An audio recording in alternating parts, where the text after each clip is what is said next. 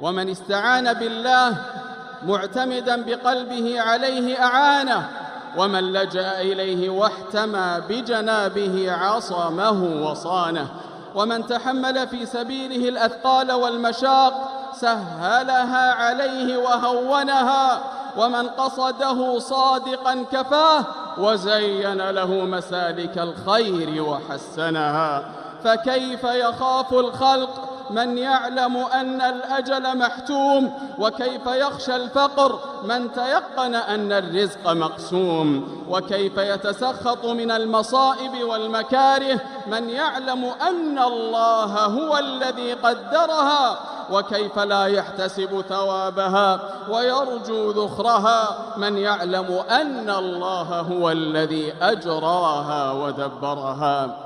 فإذا آمن العبد بذلك سهل الله عليه الملمات والمصائب ورزقه الثبات عند ورود المصائب.